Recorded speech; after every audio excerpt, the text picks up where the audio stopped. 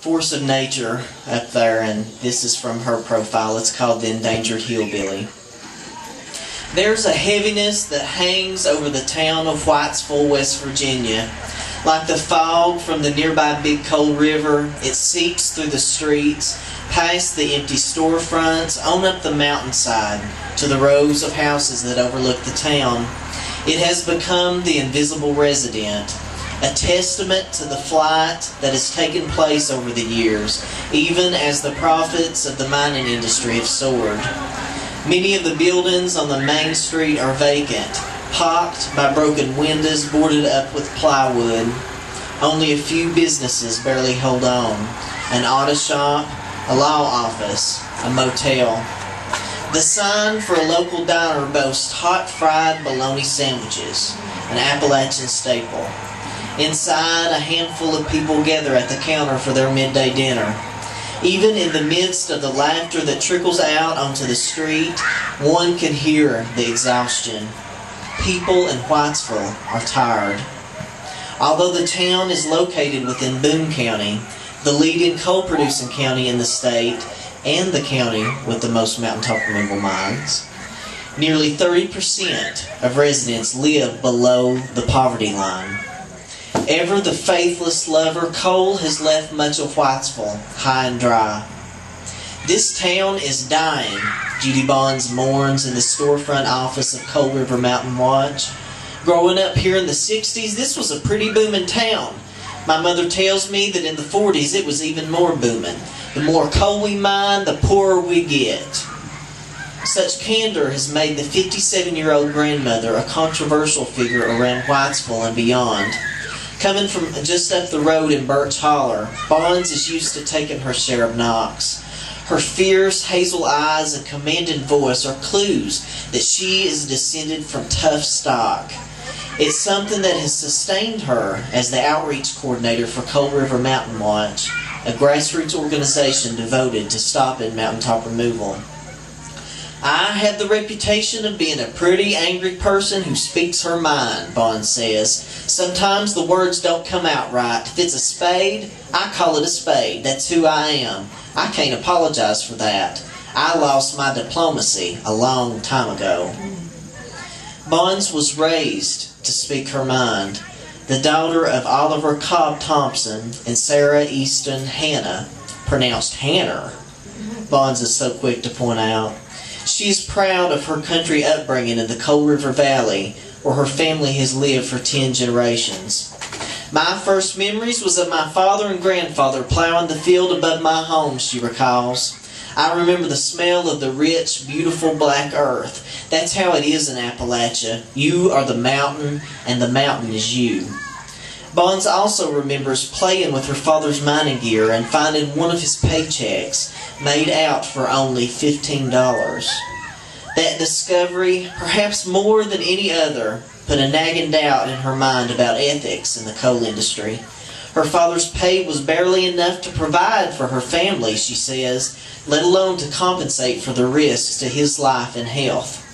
I remember walking up and down the railroad tracks at night with a pillowcase, picking up lumps of coal so that we could stay warm. She shakes her head. My memories of coal are not good memories. Bonds doesn't recall ever hearing her father grumble. It was my mommy who complained, who railed and ranted against the company and the industry and how they treated the miners and the people. My mother was the one who talked about Matewan and Mother Jones and John L. Lewis. Her mother was also responsible for making sure her father finally received his black lung benefits. My daddy got old and he was used up by the coal industry, and he had black lung and needed to retire. But he still had children and grandchildren that he had to raise, says Bonds. The coal company didn't take such things into account. They denied him compensation, giving him an ultimatum. Go back into the mines or quit. He went back into the mines. Meanwhile, Bonds recalls, her mother hatched a brilliant scheme. My mother thought, well, I'll get life insurance on Cobb. So this agent come to the house and came back after a physical, and he looked at my mother and said, Miss Thompson, we can't insure your husband. He's very sick. He's ill. And she said, well, "What's wrong with him?" And he said, "Why, he's got black lung. He might live 6 months." My mother said, "Can you prove that?" He said, "Yes, sir, Miss Thompson. Right here's the paper that proves he's got black lung." Despite her request, the agent refused to turn over the piece of paper. Not batting an eye, says Bonds, her mother pulled a pistol out that she had tucked away into the big pockets of her housecoat. She pointed it at that insurance man and she said, "Sir, you're not leaving here with that piece of paper." And so that's how my father finally proved that he had black lung. Bonds decries that a proud, rebellious people have kind of lost their spines, something she blames on the coal industry.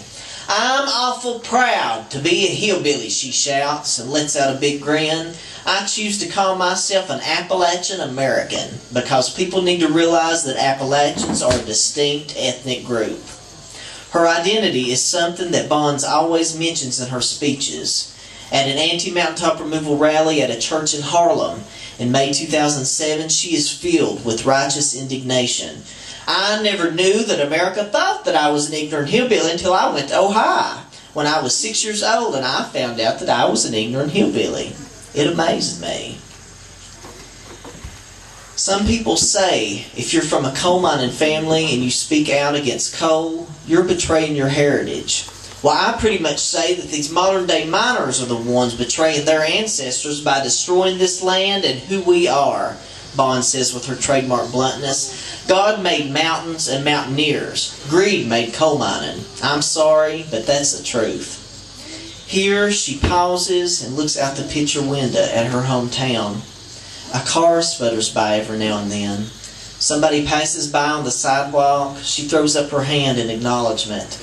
Leaning back on the worn couch, her posture softens. "I've lost a lot of friends over speaking out," Bond says. "Nobody in my family, nobody real close.